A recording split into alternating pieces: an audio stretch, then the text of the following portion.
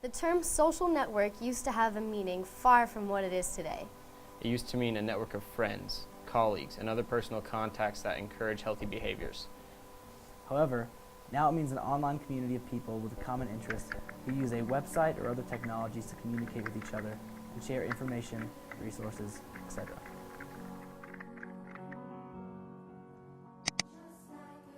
After reviewing many articles regarding the subject, opinions have been found and information has been managed to create the video presented to you today. This is That awkward moment when social networking crosses the line.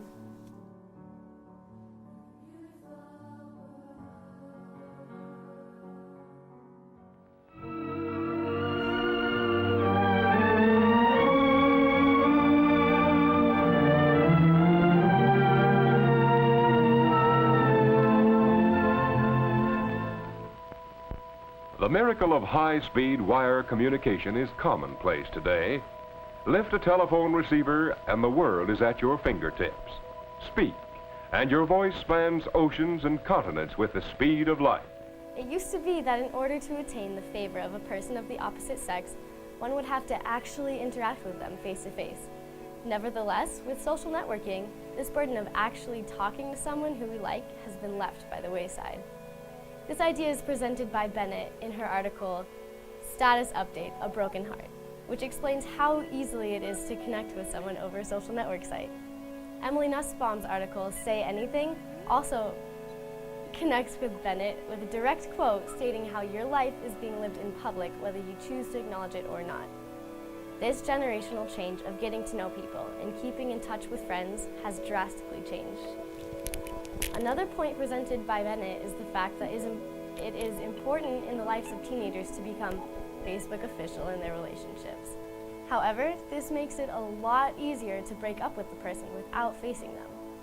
This concept, continued by Nussbaum, is strange to the older folks who don't quite understand why social networking is so much more appealing to youngsters than old school face-to-face contact.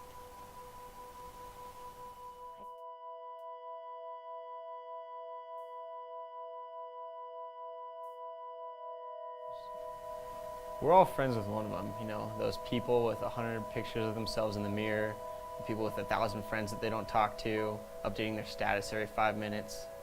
You know, this idea that with the rise of social network sites, it brings on this narcissistic attitude. Not necessarily narcissistic in the traditional sense, like a mental illness or of being self-consumed, but more of an unhealthy level of self-absorption. One of the reasons that social networks are having a negative impact on our society is the fact that they become a catalyst to the self-absorption of its users. In the articles Say Everything by Emily Nussbaum and the Social Network Sites, Definition, History, and Scholarship by Dana M. Boyd and Nicole B. Ellison, these articles explore the concepts of impression management and the user's perception of an audience. In Boyd and Ellison's article, they talk about an online representation of the self, how the social network sites are structured so that the user has to recreate themselves in an online sense.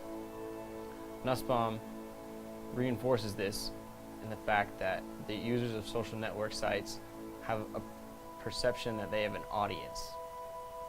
And so the users want to impress this audience by creating public displays of connection.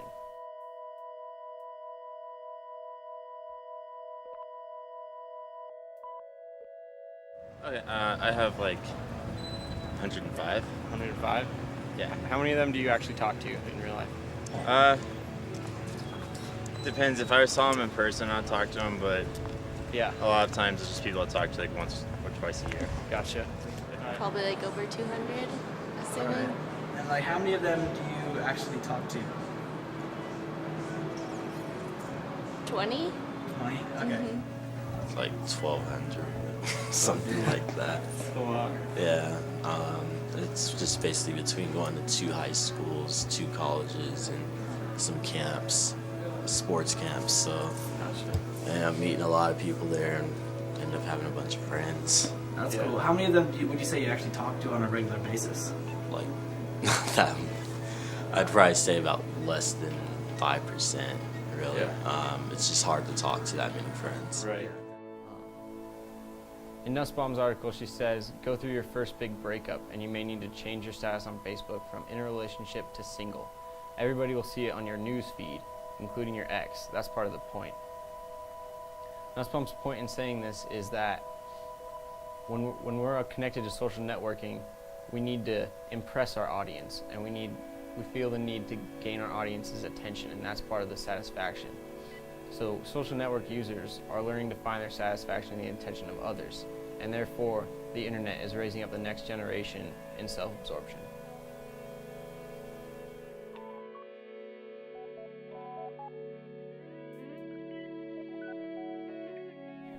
In this age of social networking, everything is online. Within the confines of an About Me section on a social networking site, one can find out large portions of information about a person, just as Bennett explains in her article. They can immediately know whether the person is single without having to ask. They can see where that person grew up, their political interests, and whether they're looking for a relationship or only interested in hooking up. For example, say I thought John Jonathan was super hot, but I didn't know anything about him. Luckily, his privacy settings are low, so I'm gonna check him out. Looks like he works at Pimp My Ride. Oh. His hometown is Bologna, Italy, and he's in a civil union. What? Oh, better say from him, he's already taken. This could pose a problem because if John Jonathan did not want me to know these things, and I was able to access them anyways, his privacy would be violated. And in Boyd and Ellison's article, they explain that the privacy options offered by social networking sites do not provide users with the flexibility they need to handle conflicts with friends who have different conceptions of privacy.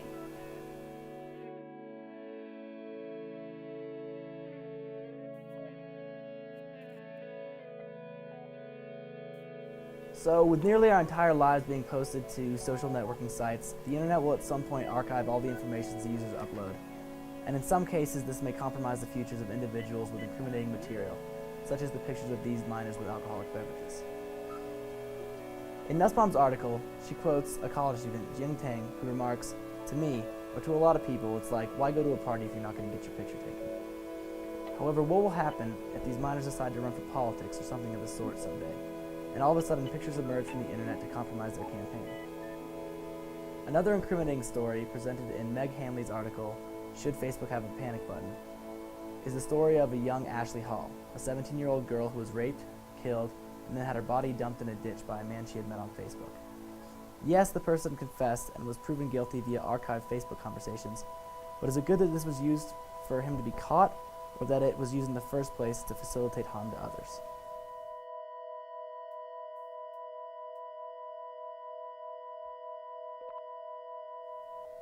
Social networking sites are a blessing as long as they are used responsibly.